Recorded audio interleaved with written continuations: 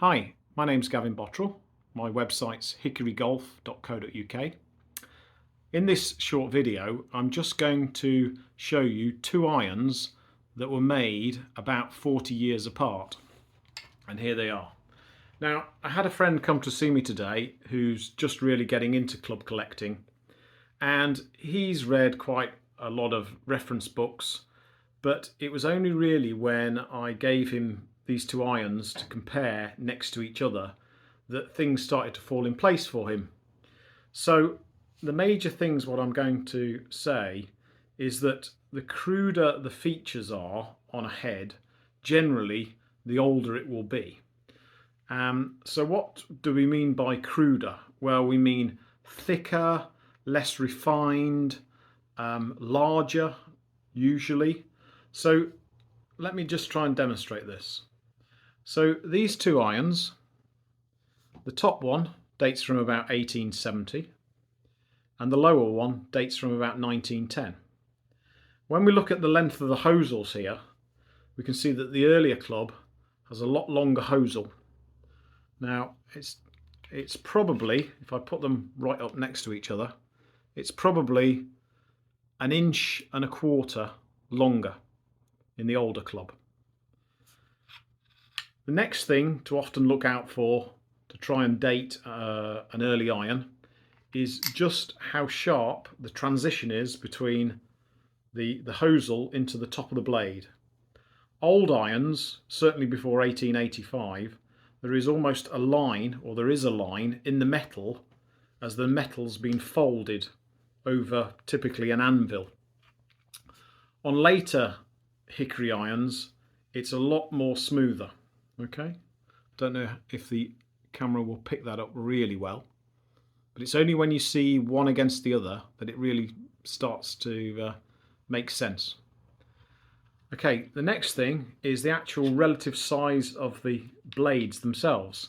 So if I put them right one behind the other, you can see that the blade on the older iron is quite a bit larger.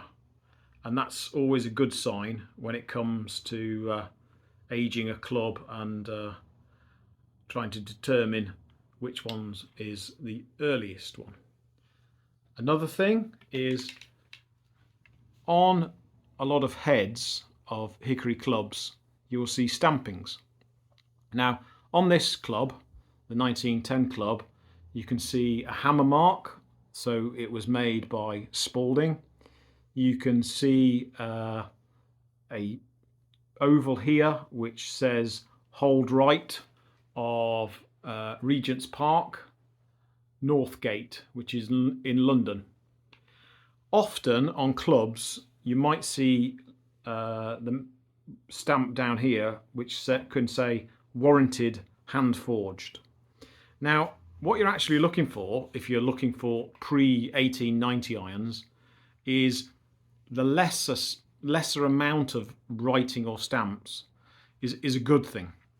So on this club, what there actually is, but I don't think the camera will pick it up, is just in the centre of the blade there's a 1/2 inch circle, and in very, very faint lettering it says Anderson of Anstruther.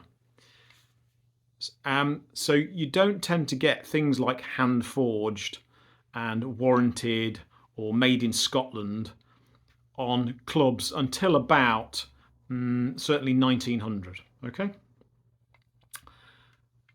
If we look at the faces on the early club, there's no face markings. What you see here is just the patination, the colour, the greyness, dull greyness of the metal. What you see on the 1910 club is some hand punched dots made by a cold punch that probably were added either at the time it was made or slightly after. So again, smooth faces generally indicate an earlier club, but that said, smooth face clubs were still being sold probably up until about 1913. Okay, so that just gives you some information if you're searching out early irons. I hope you enjoyed the video. If you have any questions, please put them in the comments box, and you can email me if you have any other questions on info@timewarpgolf.com. Thanks for watching. Bye.